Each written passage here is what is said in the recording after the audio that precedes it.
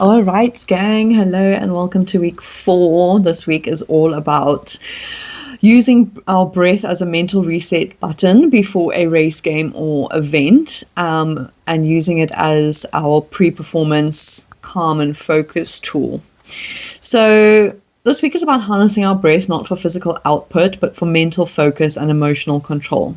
Knowing that this is giving you an edge, especially when nerves hit right before a race or an event. We all know we've been there, that feeling like leading up the morning of, where we're feeling jittery, we're feeling those butterflies in our stomach, we might be feeling a bit nauseous, or the body is just feeling dysregulated because those nerves have really set in. You might lose your appetite, you might be running to the bathroom, whatever it might be. It's not a nice feeling, and this is going to help to combat some of that. So there's a lot of examples that I could use. I've got a few here, primarily being high-level athletes and teams that have used breathwork. So the English football team last year for the Euro finals had a breathwork coach that basically went with them throughout the tournament. One for using breathwork as their recovery tool, as we went through last week, but two for helping them use breath work to regulate their emotions and their nerves, especially before like penalty shootouts and things. And then Novak Djokovic is also really, really famous for using conscious breathing to help manage anxiety and nerves before big competitions as well. So there is, real evidence of people using this. And yeah, but as with anything, it comes from your own personal experience of trying something out and learning for yourself just how much it works so that you can use it going forward. So some of the why behind this. Pre-performance anxiety is very normal. As I've mentioned, even elite athletes feel it.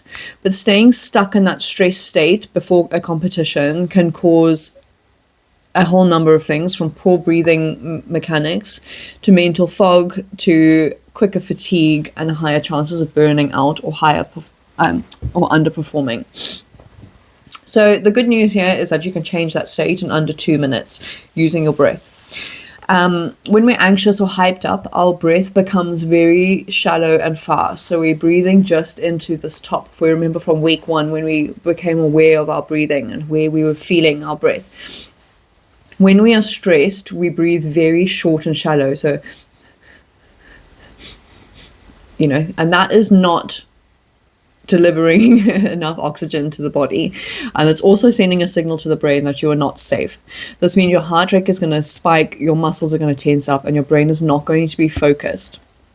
So by using just a few slow, deliberate breaths, you can help to flip that switch. Will activate the parasympathetic nervous system, as we learned about last week, and then allow yourself to slip into a calm, more focused and ready to act mode. So this week's technique that we're going to be using is a very, very famous and very, very simple technique known as box breathing, which is otherwise known as a performance reset. It is simple, structured, and powerful, and it has become really, really well known because it's been used by the Navy SEALs.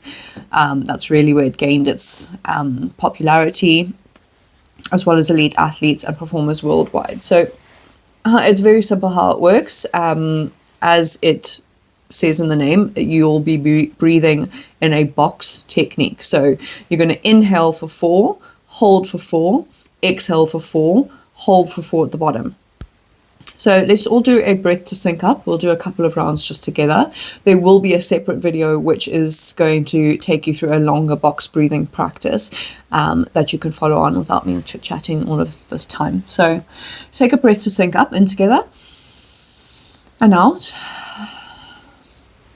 and let's go. In, 2, 3, 4, hold, 2, 3, 4, out, 2, 3, 4, hold, 2, 3, 4, in, 2, 3, 4, hold, 2, 3, 4, out, 2, 3, 4, hold, 2, 3, 4, in,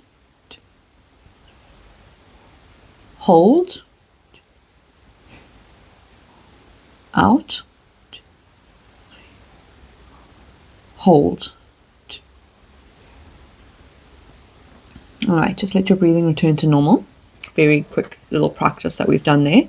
But we can do this before a race, a game, an event, a training session, or even in the car on the way there, just to send the signal to our brain and our body that I am calm, I'm focused, I'm in control. And that is the mental edge that most athletes are missing. So a beautiful and really powerful add-on that we can do with this technique is some kind of visualization tool. So if you're wanting to go deeper, you'll pair your box breathing with a form of visualization. I just had a little, I couldn't say that there. Okay, so what you'll do is once you've got into the rhythm of your breathing with your box breathing and you're not having to focus so much on counting, you will picture yourself executing your movement or whatever it might be, your performance, with precision in the most perfect way possible.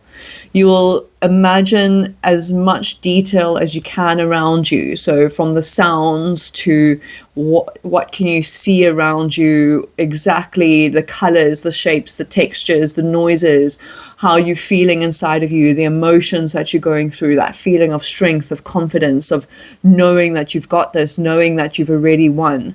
You feel grounded, you feel confident, there's no doubt, it's just pure belief in whatever it is that you're doing. So by doing this while you are doing this box breathing, it helps your nervous system to rehearse that calm and readiness feeling before you've even started. So a very, very powerful way to integrate that into your breathing. So the next time that your heart is racing before competition, you now know what to do. You don't need to get rid of the nerves, you just need to guide them, and your breath is a tool to do this.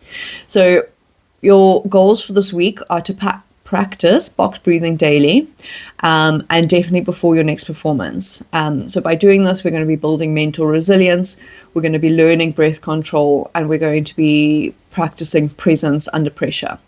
So the week 4 guide will be attached with this, the tools that you need, the journal prompts, your performance checklist. I will obviously also include a longer video of box breathing for you to follow along with, or you can just practice on your own once you feel confident with that. So yeah, hopefully you have something coming up soon that you can practice this with.